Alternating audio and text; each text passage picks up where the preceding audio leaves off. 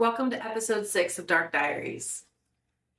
There's a lot that we can probably get into today, just like there is every single week, but holy shit, what is going on? What is today? January 18th, and tomorrow is Inauguration Day. So we already all know what's going on with that. Donald Trump is going to be president, and all the billionaires are going to be up there with him. And Biden even warned the American people, saying pretty much, hey, we have an oligarchy going on.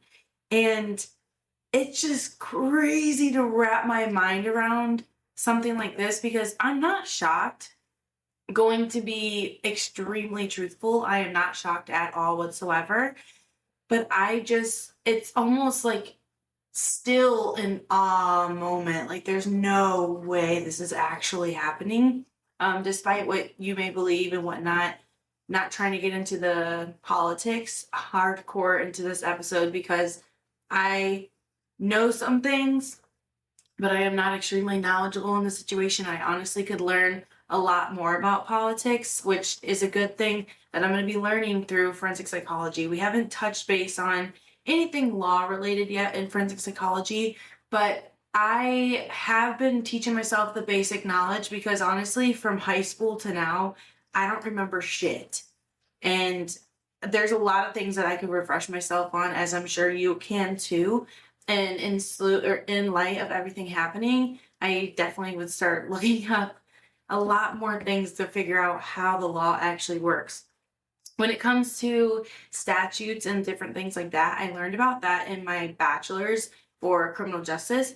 I actually really thought at one point that I wanted to be a lawyer, because I hardcore was like, this is against this statute and this is against this. Like, I have a justice complex from hell, which is why I always say when I do become a forensic psychologist, like, I am going to put my heart and soul into the position, but I also want to make change throughout the criminal justice system to include sexual assault. I went away from that topic for a while because TikTok and the bans and Instagram and, whatever. I really want to incorporate that again, because I saw today, I think it's because of the inauguration that's going on, but there are so many protests going on. And the first one that I saw today was for women in the UK. And I was like, damn, what's going on over there? And from what I heard was that women in the UK were protesting for women worldwide, like the oppression that women face. And if you don't think that there's some oppression on women, like, be so fucking for real. Really, really be so fucking for real. And with everything going on, not to get hardcore into it, but with everything going on, I honestly do not know what's going to happen with women in professional careers. I feel like they're really trying to just take us and make us mothers and make us just all about the men, all about the family, all about whatever. And I don't know how to feel about it, because I think it was only until like 1973 or something. I'll have to double check it right now, actually. I think it was in 1973 that women weren't even allowed to have like their own bank accounts. Let's look it up. What year were women allowed to have bank accounts? Like, it's crazy. Women haven't had their own rights very long at all, and I feel like it's just about to get stripped away again. Okay, so it says women in the U.S. were legally allowed to have bank accounts in their own names starting in the 1960s and 1970s, though the exact timeline varied by state and bank policies. Before the 1960s, many banks required a husband's or male relative's permission for a woman to open an account. The Equal Credit Opportunity Act of 1974 made it illegal for banks to discriminate based on sex or marital status, ensuring that women could open bank accounts, take out loans, and get credit cards without a male cosigner. 1960s to the 1970s, and the Equal Credit Act, or the Equal Credit Opportunity Act of 1974. It is 2025. We're facing this shit again. Like, I love that people are protesting. I really do. It's on my bucket list to at least do one in my life. I want to be able to get out there and like feel the advocation and like really be out there for a purpose. That's how I felt when I joined the Marine Corps.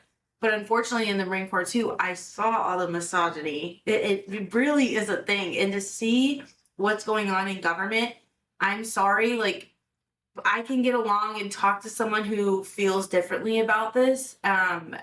It's not the first thing that I would do. I would never get on a podcast to do that. But I'm saying in person, just because someone has differing views than me doesn't mean that I don't like you or that I can't talk to you. I could definitely talk to someone and still respect them as long as they respect me.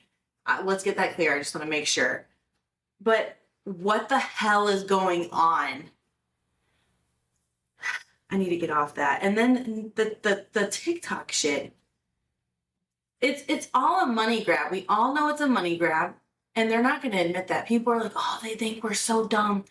First of all, they know that majority of people are just going to follow the herd. They're not going to think for themselves. It's the truth. I think it was like 30% of people are actually self-aware of themselves, like genuinely self-aware of themselves and not following the herd. That is not that many people. And I just found out because I was reading for forensic psychology this week and I was trying to prep myself for maybe a forensic psychology podcast this week. I was reading about manipulation and it said that 95% of people are manipulated and they don't even know it. Like, that's crazy. I'm not surprised, but that is wild. So let me hop off that horse. But the TikTok shit, that going away, I completely agree that it's going against our First Amendment rights. And if you guys don't remember what our First Amendment rights are, think freedom of speech, freedom of religion, freedom of press, freedom of assembly, right to petition the government. And I'm going to read it to you verbatim, okay? What it says in the Constitution. Congress shall make no law representing an establishment. Oh, my apologies.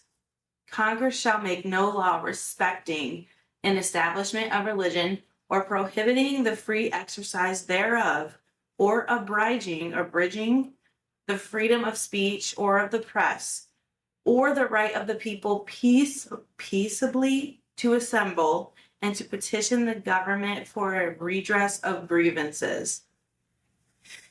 Tell me that's not saying the big F you to the American people. It is not about China. It's not about China. And guess what? They're going to take it away anyway because it's all a money grab. It's all a money grab. And it's just a matter of time before, who knows if another app is even going to pop up. That's what I'm like, that's what's getting me nervous is that the American people are going to get poorer and we're going to get stomped on more to not speak up. And we're just supposed to be okay with it. Like, it's just happening right in front of us. And we just got to be okay with it. And they're going to seriously do whatever they want because the criminal justice system itself is so corrupt. And I feel as though that there is a lot of people in the criminal justice system, obviously, that want to do good. Like, myself included. There's lots of people, and there's lots of horrible people too. But unfortunately, even in the criminal justice system, with people like them, who they're not in the criminal justice system, but people with power, people with money, they're going to influence shit. Not like, even when you start getting into the Supreme Court and like lawyers up there, like, you think they're not doing dirty ass shit? Because they are. And that's why when I was reading my book for forensic psychology, I wish I could talk. Forensic psychology this week. Testifying in Court is the book. I raved about it on my social media. The forensic psychologist in the book, he has like a backbone on him, and he's like a no bullshit, like, you're not gonna scare me, you're not gonna throw me around, I don't care about your power, I'm gonna say what I have to say, and this is my job. I respect that, and that's how I aspire to be. And just the energy of the book is like, yes. And that's how I feel like the American people are starting to get. Like, a lot of us are starting to wake up, which, thank God. I just woke up fully, like, maybe last year, coming out of my depression, which everyone knows, like, that's pretty much how it goes for everyone. If you're watching this and you're like, oh my God, yeah, you can relate to that. Everyone pretty much goes through a shit ass time, goes through a spiritual awakening, wakes up, and then starts realizing a lot of stuff around them. It's freaking crazy. But I also wanted to talk about Dr. Stephen Greer. I don't know if you guys have heard, but today is, again, January 18th, 2025. And a couple days ago, and Dr. Stephen Greer has been saying this for a couple weeks, but he said within 72 hours, which today is the last day of the 72 hours, that he and a bunch of whistleblowers were supposed to be whistleblowing more about the UFOs, UAPs, aliens, stuff like that. Holy shit. I haven't seen anything. Apparently, you're supposed to get on his website to listen to the podcast, and he's going to have a bunch of people on there or something like that. But it's going to be like a bombshell. Apparently, everyone's saying that like it's going to be like the biggest disclosure in U.S. history. So, I don't know. That's crazy. And piggybacking off that, you guys are not going to believe me. In Japan, mind you, I used to live in Japan, so this is like really crazy, but I don't know if I believe it, but at the same time, I think it was confirmed. I didn't double check myself.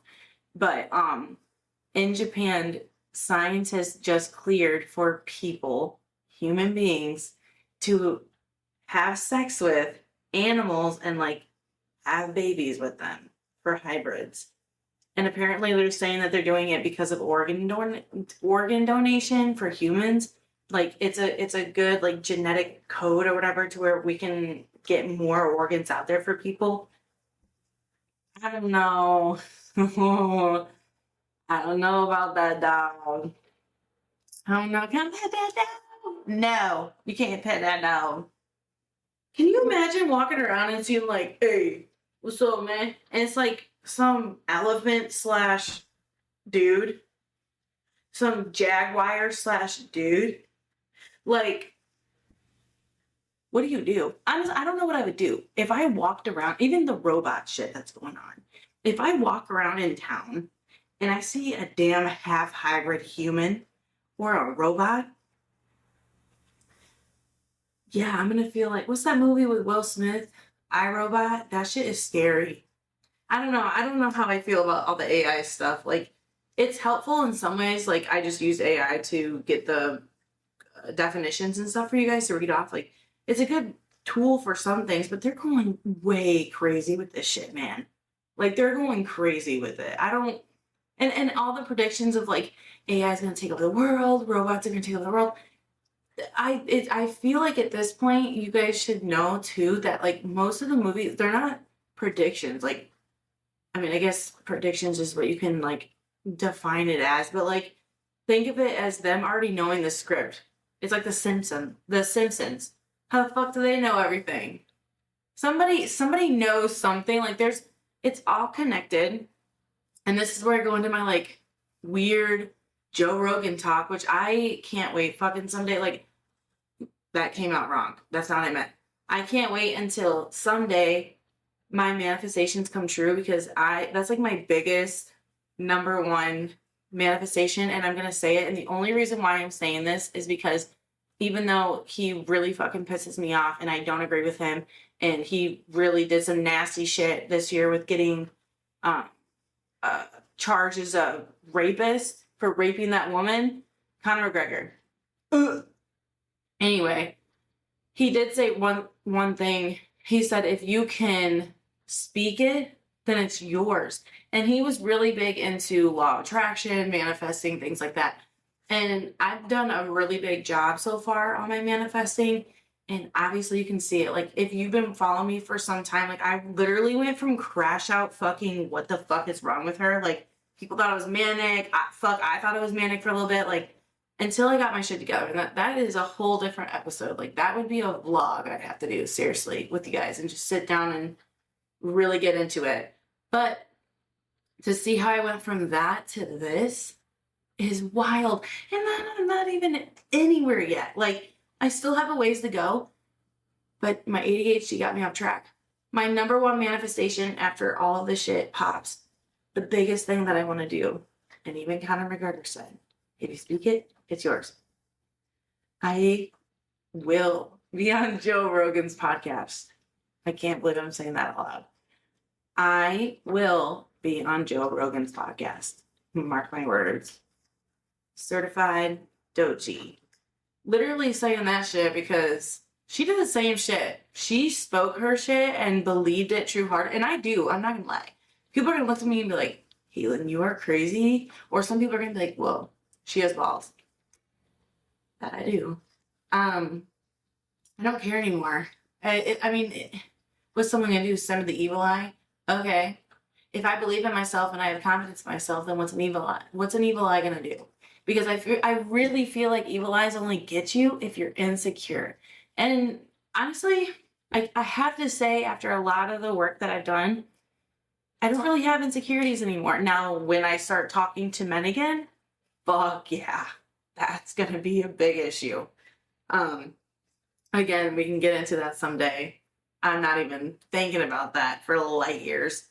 But we'll see what happens, because my sister and my mom are like, I think it's gonna happen fast for you. Like, you're just gonna meet somebody soon when I have to go back to Florida and have kids, and it's just gonna be fast. I don't know how I feel about that either, because I feel some of you guys are gonna be like, Caitlin, what the fuck? Marriage to me is like such a down bad thing. Like, it is the ultimate. Like, I feel like some women, they look at marriage and they're like, oh my God, my man loves me and he's awesome and he's amazing, which is fucking great. Like, I'm not shitting on marriage at all. But I feel like then they realize, oh, he really kind of treats me like shit. Or like, he really wants me to do like only women duties. Like, he's kind of misogynistic. He's kind of this. He's kind of like, you just start realizing a lot of shit. And I wholeheartedly believe it's because both people go into a marriage and they don't know one another. And the only reason why I'm saying this, and some people are going to be like, Caitlin, you're not married, shut the fuck up. All right, I feel you. But the only reason why I'm saying this is because I'm at that prime age for marriage, and I can't even imagine going into something right now. If it happens or whatever. But like, I could never in my lifetime be with another man that has not gone through the trenches and picked himself up and is actually a good person. Like, I already had a radar before, but I let people treat me like shit because of my trauma and because of what I had been through. And it's a subconscious thing, which I know somebody, whoever's listening, can relate. Like, it really is a subconscious thing until you start waking up and you're like, oh, fuck. And you really have to take responsibility for yourself. Like, I'm the one who put myself in those situations of the fucked up shit that happened. I'm the one who trusted horrible men. I let horrible men treat me some type of way. Like, I didn't, whatever, X, Y, and Z. Like, you have to own up to your shit. And I feel like that is a hard thing to do. And I was on YouTube a couple nights ago, and because I keep telling you guys every episode, I want you to be strong. I want you to not be insecure, but I'm not going to tell you how to do it. And I was like, well, how do I talk to them? My women in my age, I'm 28.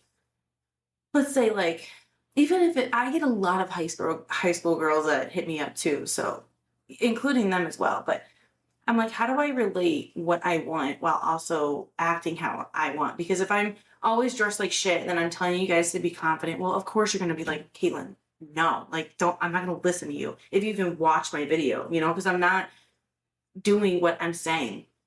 And that's another thing I realized. I seriously, I threw away all my clothes. I have nothing, barely, nothing nice, at least, from all like the depression and the weight loss. I'm like threw out everything, donated so much shit. So I definitely soon need to be re-upping my closet, so that way what I'm saying to you guys, and it's still going to be the same stuff, but what I'm saying to you guys will hit a little bit more, because I'm going to look the part and say what I'm saying. But anyway, I was on YouTube and I was looking up, how do I relay what I want about confidence and whatnot in women, like how to build strength in women in communities and whatnot.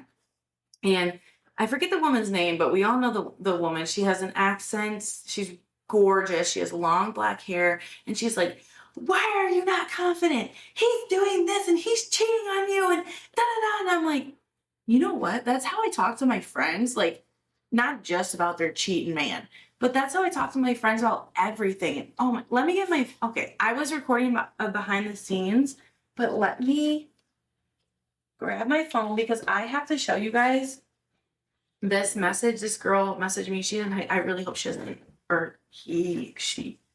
I don't know. I didn't look at the profile picture. Sophie. Okay, she. Okay.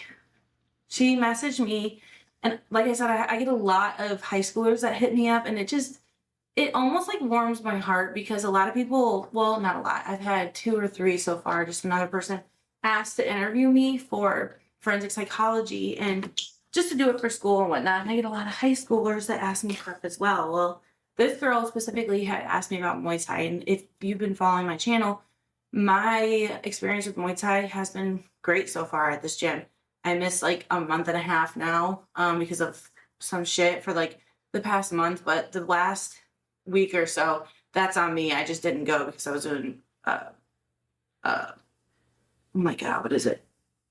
Editing. And I could have gone. So, I'm taking that hit or whatever. But regardless, she hit me up about it because I had posted something about Muay Thai. And she messaged me and she was like, hi, I wrote a comment about Muay Thai. I was wondering how you're doing in Muay Thai and how do you like it? I've been to a few trial trainings and couldn't go for a couple of weeks because I was sick. Now I really want to start and make progress. But even though I know I'm a beginner, I have a lot of self-doubt that I'll never get better. Did you have similar thoughts, or do you feel after going to a couple Muay Thai trainings, in my head, I know the biggest failure is to not go and just start. But somehow I'm still so much in my head. And mind you, this was on January 3rd, today's 18th. So I was like, oh, like that happens with my messages sometimes, guys. Like you would think, like I'm going to go off. Let me just answer. Hey, this is what I said. Hey, sorry for just now seeing this, and I love it. Also, when I began, everyone has those thoughts. Muay Thai and Jiu-Jitsu are an art, not only with your body, but your mind. You physically have to fail every time you learn. Same thing in life. When I gained this perspective, it made me feel powerful. Then I realized we are powerful and fear is not real. Walk in, even if you're nervous, that's the first step. You made it. Then talk to some people on the mat, introduce yourself. It takes baby steps, but as long as you're doing it, you're not a failure. Failures don't even try. You don't have to be the best to do something. You're doing something. You're not trying, you're doing, and that's more than most. Everyone always starts at the bottom no matter what you do in life. So start. You won't be the best at first, but eventually with time, you will see progression. And I go on to say, just say with me, baby. Stop caring what people think of you. That's what's bothering you. And trust me, I've been there. Start thinking, what would the version of myself that goes to Muay Thai be like? Envision that person. Maybe it's like being a badass on the mats and kind of off the mat. Maybe it's confidence. Maybe it's both. But what would that version of you do to start? ? Go to Muay Thai as a beginner with no experience. No one there will judge you for being a beginner. I promise you that. If someone judges you, it's because they are shocked that you have the confidence because they don't themselves. Confidence isn't given, it's earned and maintained, or even grows more. And it's practice. With time, it gets bigger and better. You got this. And I went on to say, essentially, that if you say you are a failure, you're going to be a failure. If you say you're a winner and you truly believe you're a winner, even if you might be losing matches or whatever it may be you're doing, and someone tells you you're a failure, you don't have to get upset by that because you know in your heart you're not a failure. You know it takes failure to learn and to grow and to be a winner. If you have the guts to go and do something and fail and you're doing something, dude, you're brave already. Like you're doing so much good shit already. And that's what I want to push to women because I feel like it gets shoved down men's throats, but not to women. Like, oh my Lord. And I learned it in the Marine Corps too. Like my whole life I've worked around men. I've had occupations, all jobs around men. And it's just something that I have learned that it's shoved down their throats. Be stoic, be an alpha, be a man. But if a woman is a man and stoic and an alpha, she's a bitch or a whore. And that's very true. And that's what I learned in the Marine Corps. When I first got in the Marine Corps, they were like, hey, you're either going to be a bitch or a whore. Choose which one. And I was like, fuck, I'd rather be a bitch. And I had to be a bitch.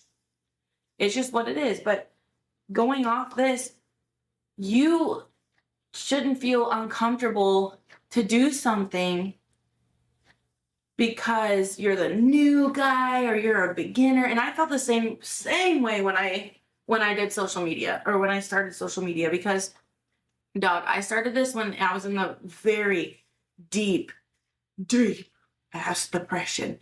And I put so much weird shit out there. And I some stuff I put out there just because I was like, I don't like act like this right now, or I don't really want to, but I kind of want to see how people would act. Like, it was almost as just like, how weird can I get so that when I post stuff, people won't even like blink anymore. Like, and it was breaking an ice for me. And then now look at me.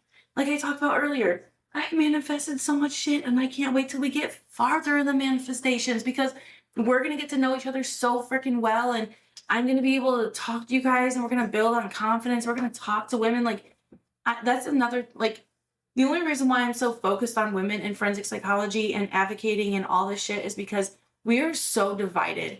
And people don't realize that when women get in groups, typically now, it's shitty. Like, no one knows how to communicate. No one knows how to communicate. No one knows how to be a good friend. Everyone's catty as shit. Like, I just can't stand it. And I think that we should build more community-based female groups that aren't bitchy. And guess what? We can learn how to communicate to each other in good, healthy ways, and like by building confidence and within each other. Like, and you can't do it within each other. I mean, you can do it like once you're in a group, but we can teach each other like how you gain confidence within yourself, and within yourself creates a stronger group. Man, it gets hard out here, dog. I don't know why I've always been so pro women, and it's always been women that have shut me the fuck down. And I know that sometimes I've been a bitch, and I know that sometimes I'm the alpha, which when I say sometimes, I'm always the alpha. Point, period, blank. But guess what? When other alphas walk in the room, one thing that I did notice that I was different than other women on, if they were better than me, I could own it to myself, and I would literally talk to them and be like, how did you do this? How did you do that? Like, I would not shit on them. I would be so drawn to them to know, what the fuck are you doing? And how do I get there? Like, it's so intriguing to me, to where other women, they see that and they're like, let me drag you the hell down. Like, no, why would you take a powerful woman who's worked her ass off, whether she's a bitch or not? If she has worked her ass off by herself and she's a raging bitch, she might be a raging bitch and get her karma in another life or this life, but the bitch is making it. She's doing something right. She's doing something right. And you don't have to take everyone's negativity and take it into negativity. What do I say all the time? Take negativity and turn it into a positive. Learn what that bitch is doing to do good in life, be successful. Take it, twist it to your own, and be positive. Damn. I get real passionate about this shit because I do not understand why women are so mean. I could go on that rant forever. I just don't, it will never make sense to me. And even someday when I make it, like, I want to build by the masses, a woman base that I can talk to for my community. I want strong women to uphold each other. I want to talk about things. I want to exchange shit. Like, I want someone to be confident enough to be in a group or something and be like, yo, like, I'm not gonna lie, I was kind of a bitch to this person, or I was really bitchy. Like, you can take ownership, or even being like, guys, like, I'm kind of shitty in this area, and like guide them through that. Congratulations, like, you were able to start looking inward at yourself. I just have never understood. I've done that with literally all my friends, and maybe I'm babying them in some ways. Like, I have definitely been a mother to pretty much everyone in my life. And have I overdone it? Abso-fucking-lutely I have. Absolutely. But I don't regret it, because it's all taught me something. And that kind of goes into the forensic psych shit too. Like, when I really started getting into mental health and like learning how people are doing things and why do they do messed up shit and how does it affect people, because I had so much trauma in my life. It was causing so much of negativity in my life, a chain reaction, that I was like, dude, I need to know physically how this works, because it's going to make me like go crazy even more. if I don't know why I'm doing what I'm doing or why other people are doing what they're doing. And especially with my friends, like my girlfriends, like that was always the hardest for me to analyze. My mom was always the one that was like, girl, like, what you doing? Like, you can't see what's going on.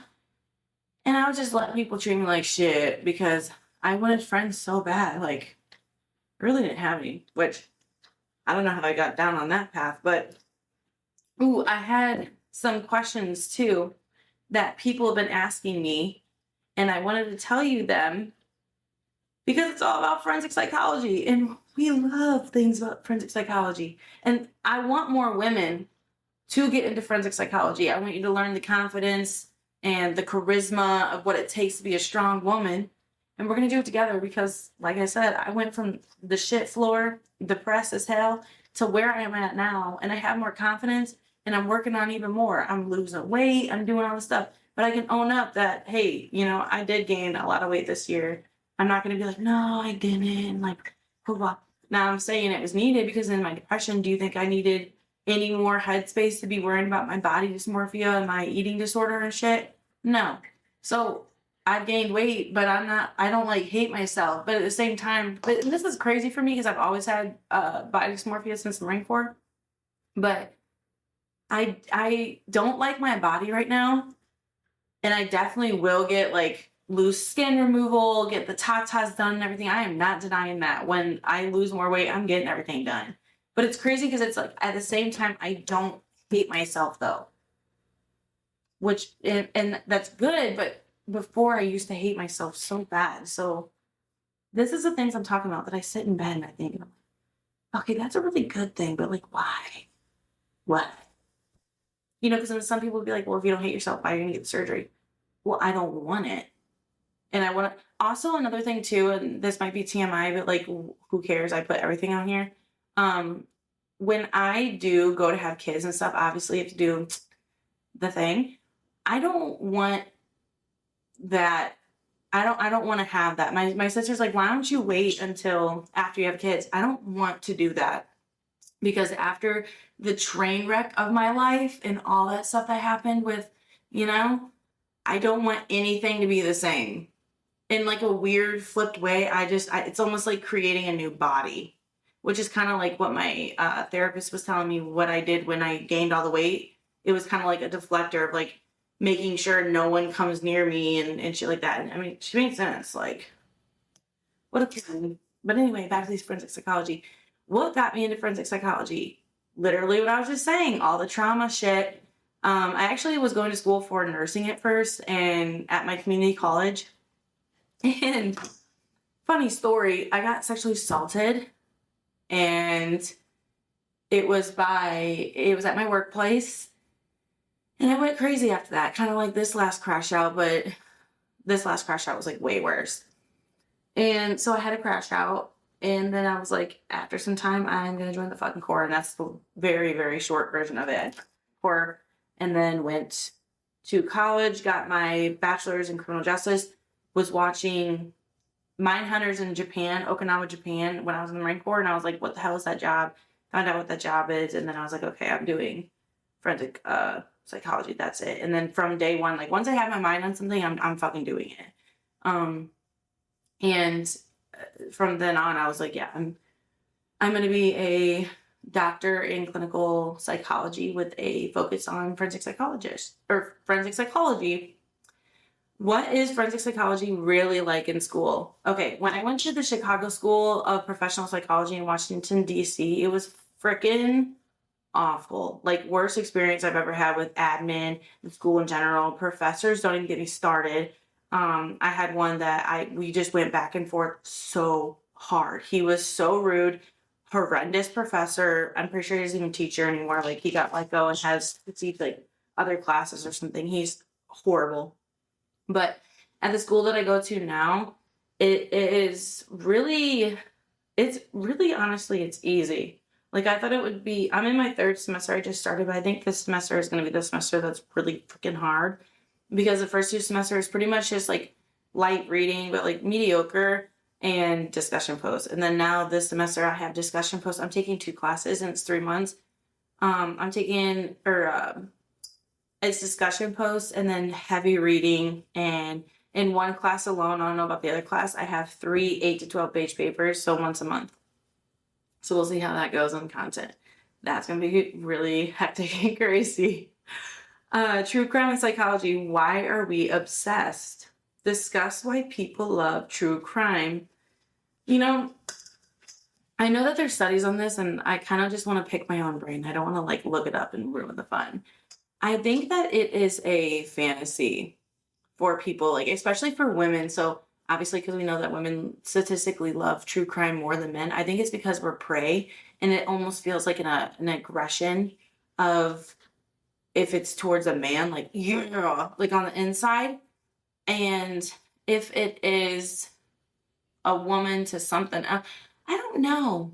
Like maybe it's kind of like the underlying aggression, like I said, but also maybe it's kind of like seeing how you could be hurt, murdered, all these things. I don't know what the fascination is. Let's look it up now, because now that I exercise my brain, I want to see, why do women love true crime so much? Oh my gosh, let's see if I was right. If I'm not right at all, it's gonna be okay. I was kind of right. Survival instinct and risk awareness. Women are statistically more likely to be victims of violent crime, particularly why do I say it like that? Particularly domestic violence and sexual assault. Consuming true crime can feel a way to prepare for dangerous situations, learning warning signs and self-defense strategies. I agree with that. And that's why I said it before. Psychological and emotional engagement, desire for justice and closure, adrenaline and safe thrills, cultural and media influence, and community and discussion. Adrenaline and safe thrills. That's kind of what I was saying with like the anger. I think it's a way to get your anger out and to be like, oh my God, because I don't know, men just kind of go through their daily life. Like what worries do they have? Like whenever you talk to a man, most of the time, and you're like, hey, are you nervous to walk down the alley? And they're like, no, why? Like it's just a thing for women. I don't know.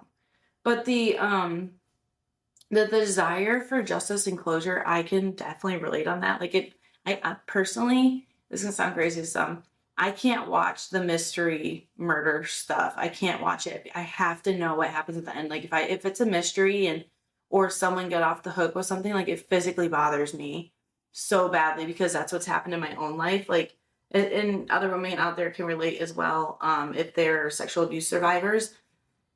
Lots of times it's just overturned. It's just like, whatever. Like I saw a comment on my Instagram a couple days ago, some girl on an old video of mine, she was like, oh, my brother-in-law was found to be a corn or into child porn, and he got community service for like 118 days.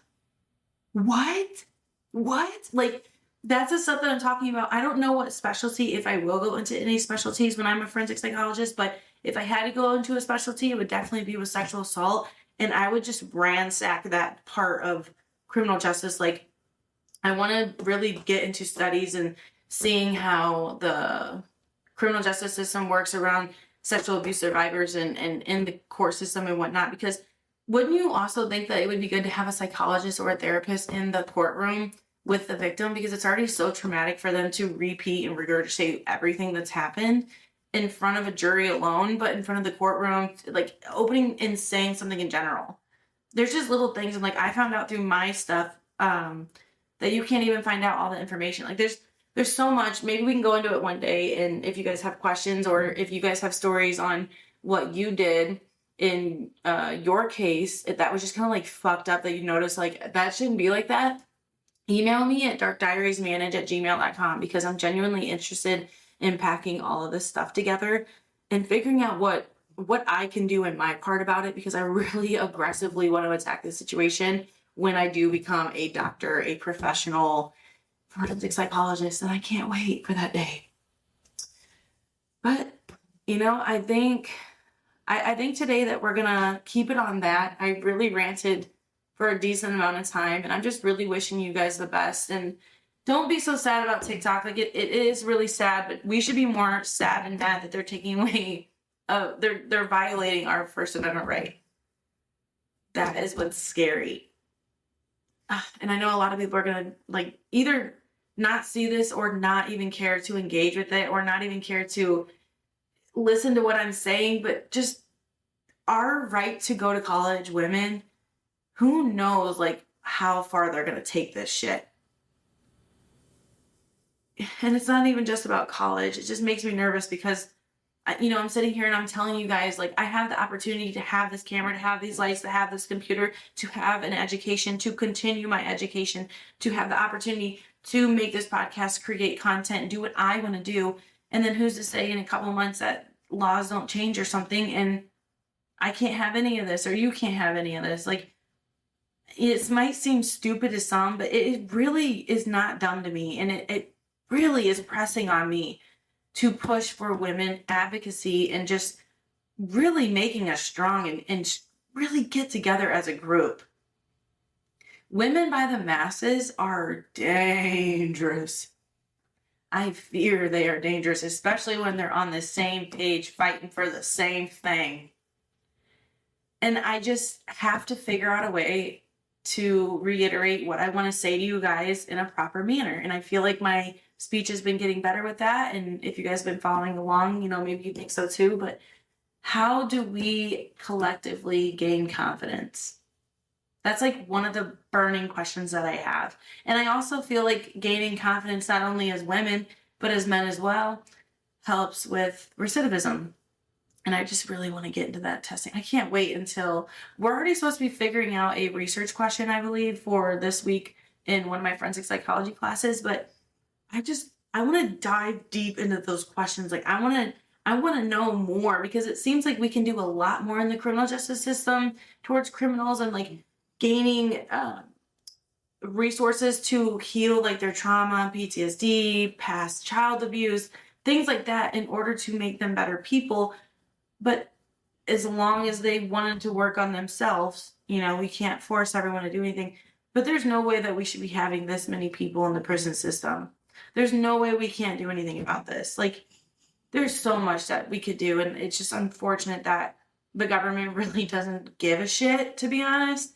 And I feel as though when there really is big change and people really start speaking up and like really contributing money to helping causes like this or people like this or scientists like this that want to study how to help people in incarceration because it's all privately owned, like it's all private money is what I mean. It's not given from just who like a university, whatever, sometimes, but it's mostly given from a billionaire or a millionaire being like, oh, you want to study this? Here you go.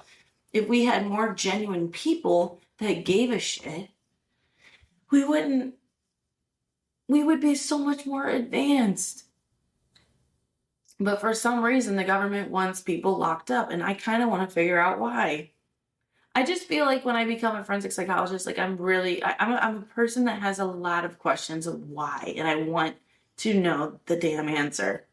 And I'll just keep digging until I know it. Unless I really don't care, then it's like, okay. But if there's a question I want to know, I want to know why.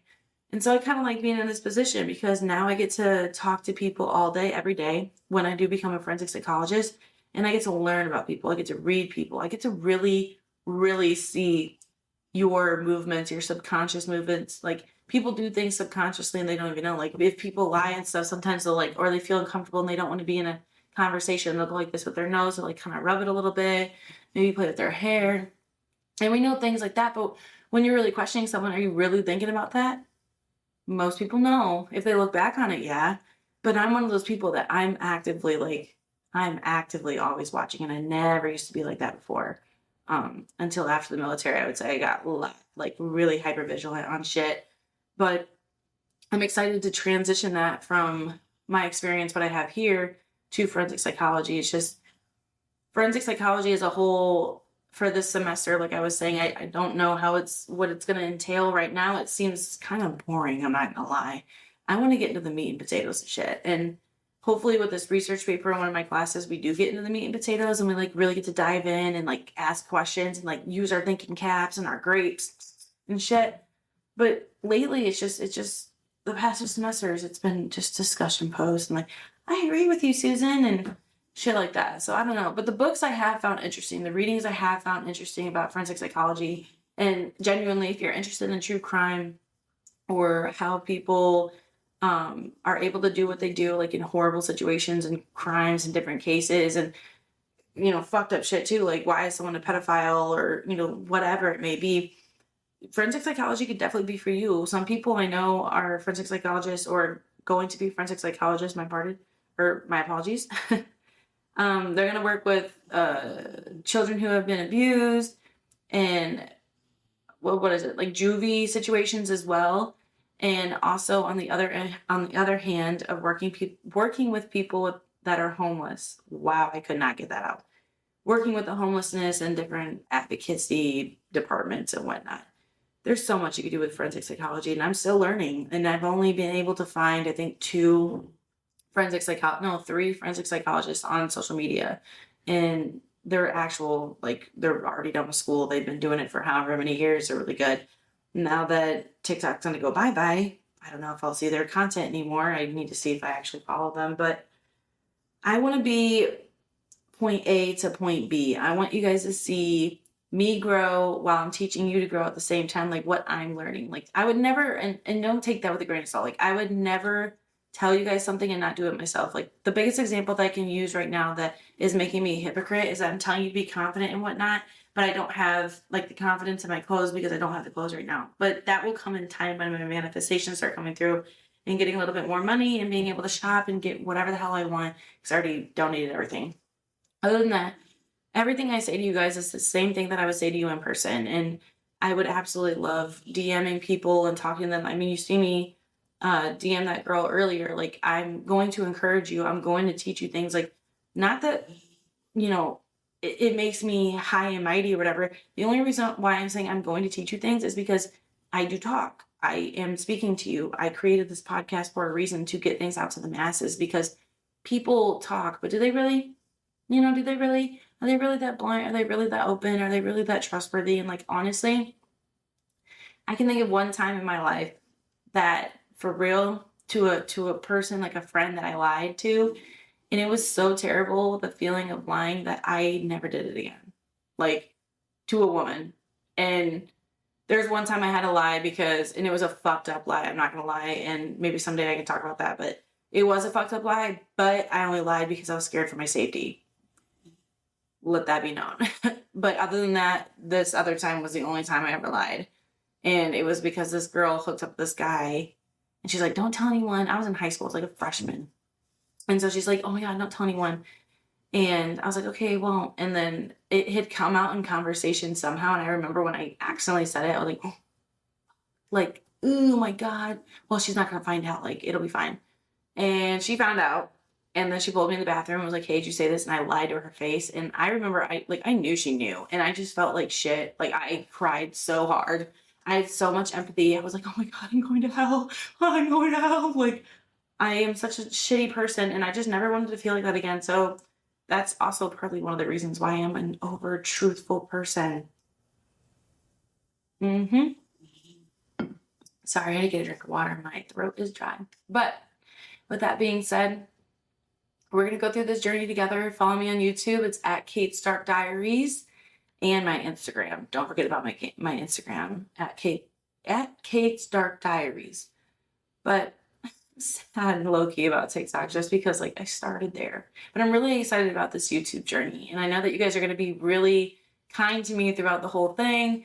And I'm going to have the best audience and the best group of girls, because I've already been looking at my audience statistics, and it is women ages through 28 to mid 30s.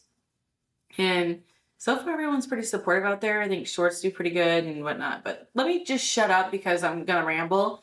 And I will see you guys next week. Don't forget to check out my YouTube and whatever else, okay? Because I love you. Okay, bitches. I love you.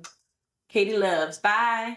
I just want you to know that absolutely none of that recorded on my mic because I didn't press voice memo play. It is A-okay. Bye.